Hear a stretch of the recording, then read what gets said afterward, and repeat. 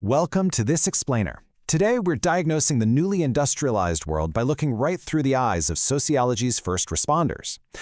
Sociology is often called the child of the Age of Revolution because it was literally born out of the massive upheavals in 19th century Western Europe.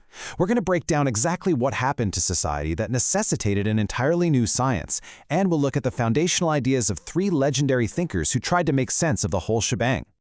Okay, let's look at our agenda for this chapter. First, the emergence of modern society. Second, Karl Marx and his critique of capitalism. Third, Emil Durkheim on analyzing social facts. Fourth, Max Weber, covering power and rationalization. And finally, we'll wrap up with why their ideas absolutely still matter today. Let's jump right into part one, the emergence of modern society. To understand why a so-called science of society was even needed in the first place, we really have to look at the massive trauma and unprecedented experiment our social body underwent. Modernity didn't just appear overnight, right? It was forged in the fires of some massive structural changes. Basically, three revolutionary catalysts decisively shifted humanity. First up, the Enlightenment in the 17th and 18th centuries. This was the dawning of the Age of Reason, which put the rational human being right at the center of the universe, totally displacing nature and divine acts as the only ways to explain how the world worked.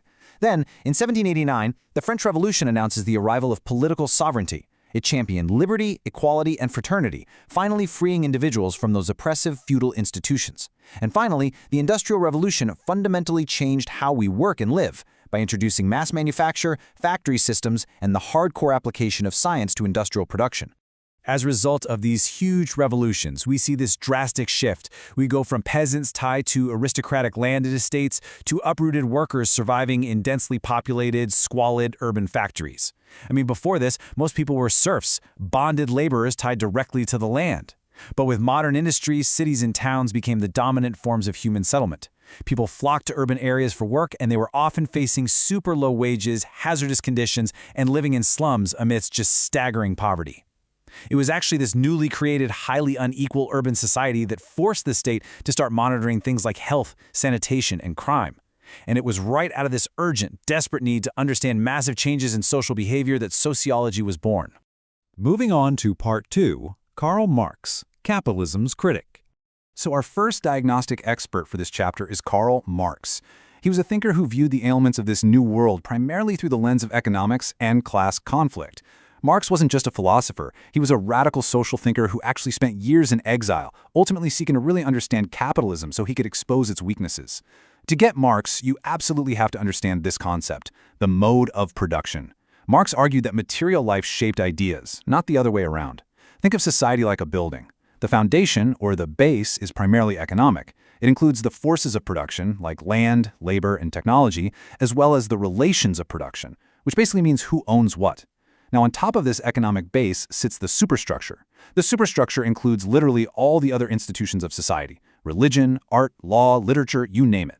Marx firmly believed that the way human beings earn their livelihood completely and utterly determines how they think and what they believe.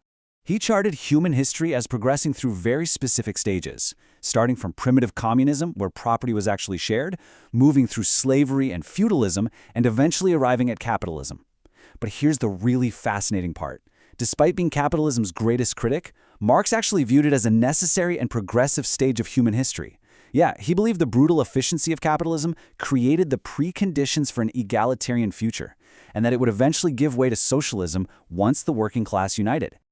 Marx diagnosed capitalism's core disease as an ever-intensifying isolation across four distinct levels of human life. First, he argued that modern capitalist society alienates us from nature more than ever before. Second, we become alienated from each other because our relationships become highly individualized and mediated by the market. Third, workers are alienated from the fruits of their labor. They don't own what they make, and they definitely don't control the factory processes like craftsmen used to. And finally, because of all this, human beings become alienated from themselves. They struggle to find meaning in a system where they are fundamentally less in control of their own lives.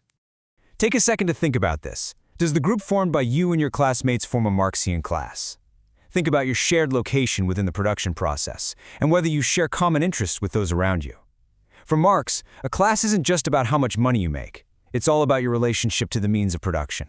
The bourgeoisie own the factories and capital, while the working class has literally nothing to sell but their labor. But Marx noted something crucial. Just because people are in the same objective class doesn't mean they automatically engage in conflict.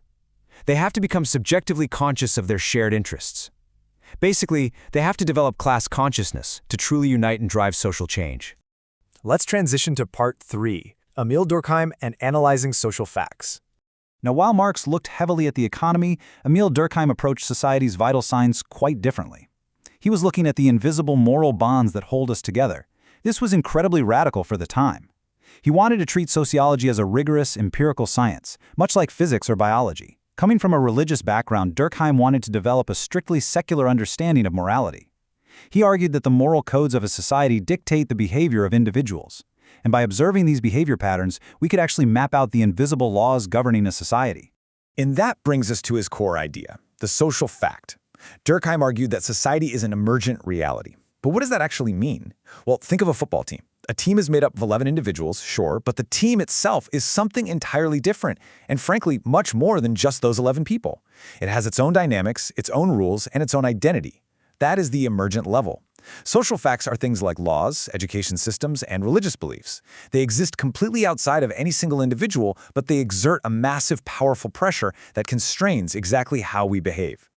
As society modernized, Durkheim noted a massive shift. In primitive societies, people were homogeneous, completely submerged in the collectivity, and the law was repressive, meaning it was all about collective revenge against anyone who broke the norms. But modern societies, they rely on organic solidarity. With huge populations and a complex division of labor, we're no longer identical. Instead, we're highly interdependent, literally exactly like organs in a body. Because we rely on each other for food, shelter, and education, our laws became restitutive, meaning they aimed to repair the wrong done rather than just exacting revenge. So Durkheim actually saw modern society as a system that celebrates the individual while still binding us all together through our mutual everyday needs. Okay, Part 4, Max Weber, focusing on power and rationalization. Our third foundational thinker for this chapter is Max Weber. So if Marx focused on the economy and Durkheim on moral solidarity, Weber zoomed in on how we make sense of our actions and the actual structures of power. Weber championed an interpretive sociology, seeking to deeply understand the subjective meanings that individuals attach to their own social actions. But perhaps his most striking insight was his deep concern with the process of rationalization. He saw that traditional, value-based ways of doing things were being rapidly replaced by highly calculated, super-efficient, and bureaucratic systems of power and domination. Weber famously warned that this relentless drive for efficiency would ultimately trap humanity in an iron cage of rationality, a rigid, soulless bureaucratic machine that just strips away human individuality and spontaneity, all in the name of total control. Finally, Part 5, Why Their Ideas Still Matter.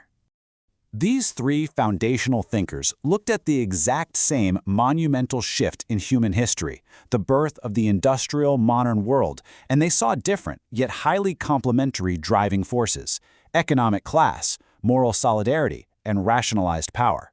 So I'm going to leave you with this provocative thought to cap off this explainer. How do these classical theories hold up against the sheer complexity of our modern lives? Look around at the groups and associations people form today. Do we unite solely based on our economic position like Marx suggested? Or do our intersecting identities and the organic solidarity Durkheim described paint a much more complicated picture?